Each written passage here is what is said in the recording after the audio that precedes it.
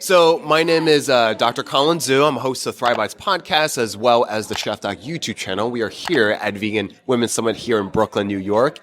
Please introduce to the audience who you are, what you represent, and what's the why. Well, thanks, Colin. Really nice to meet you. My name is Vikas Garg. I'm the founder and CEO of Abillion.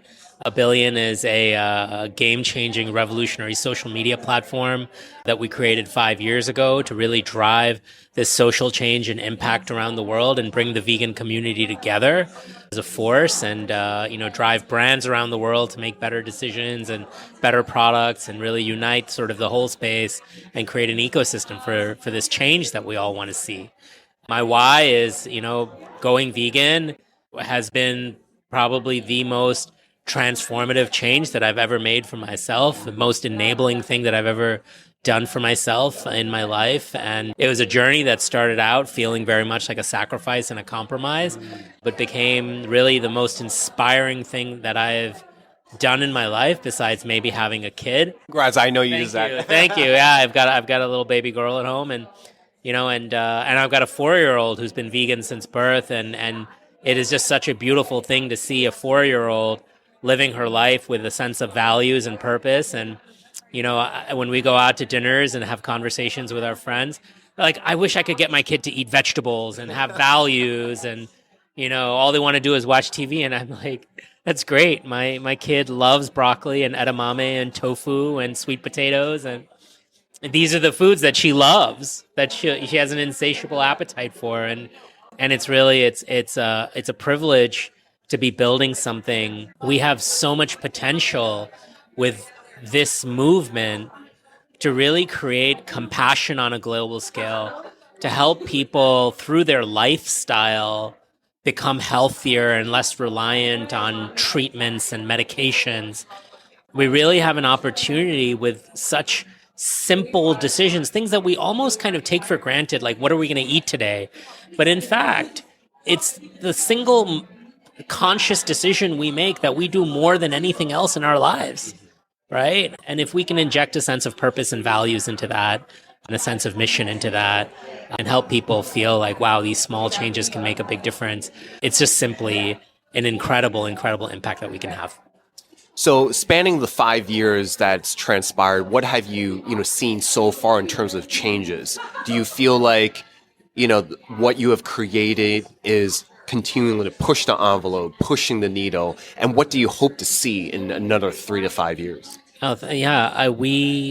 We really are. We grew out of a time that I think was really bad for social media, and then maybe it's only gotten worse, which is how these platforms, these companies like Twitter and Facebook, take our data and use our private data in sort of nefarious ways, whether it's selling our data or it's feeding us misinformation, right? Or it's causing violence and hatred in the world.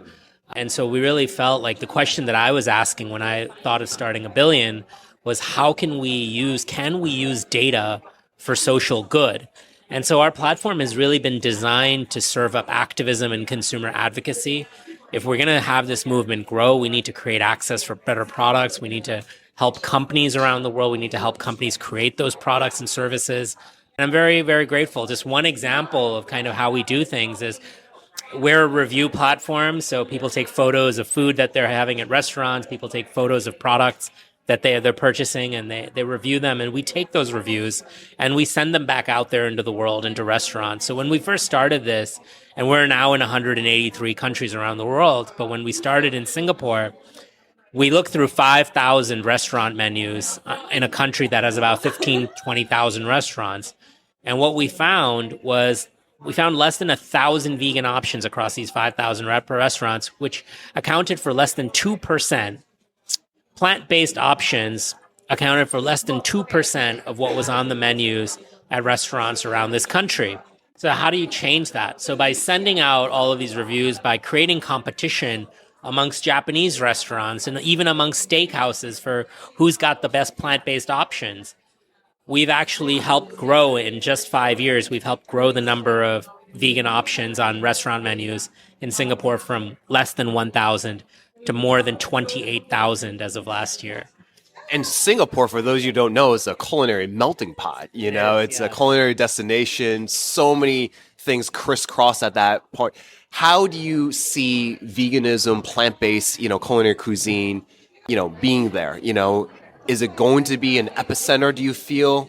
It's more about the association. People don't have an association with that word, right? But in Southeast Asia, people have been eating tofu for thousands of years, right? And tofu is, a shout out to tofu. It's a protein that has all 9 essential amino acids and is incredibly healthy and delicious. And you can make it a million different ways depending on what part of Asia you're in.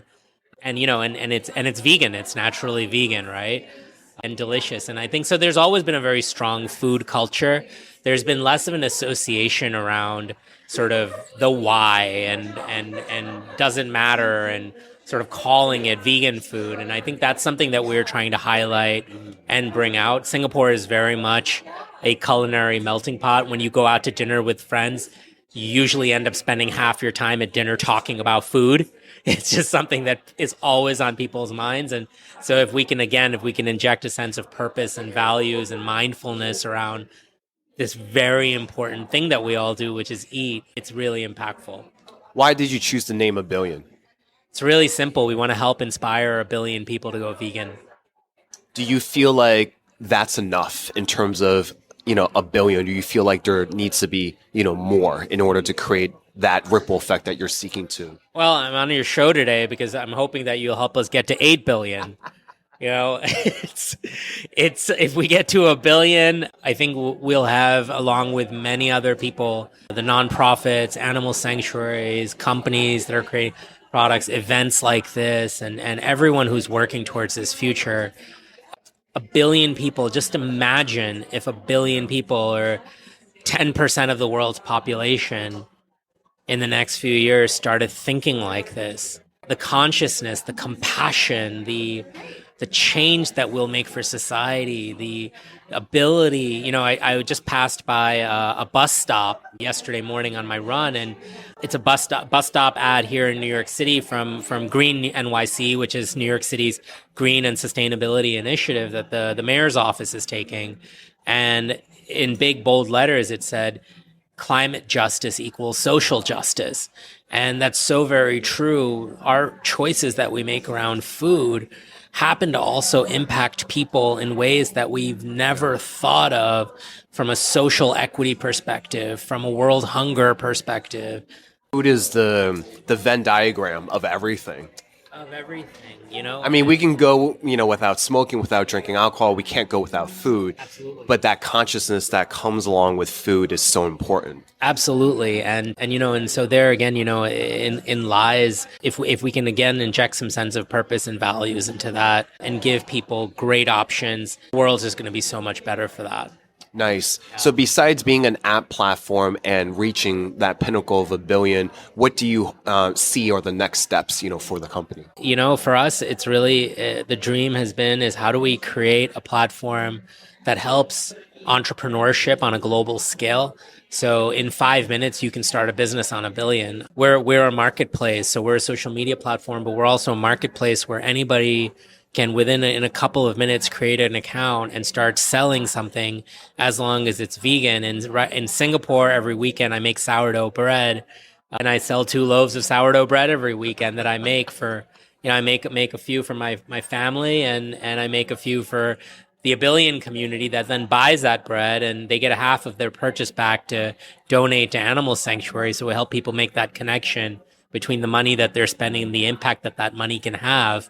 And that's it. We really want to lean into really becoming the social media platform and the marketplace for impact and for entrepreneurship in the sustainability space. Awesome. Vikas, thank you so much. Massive success to you. And for those that wanted to learn more, how can they, find you? Just go to their app store and download? Yeah, please just go to the App Store, download the Abillion app, and to get started, we'll give you enough credit to save a life just by downloading the app and putting in my name, Vikas, Vikas, as an invitation code.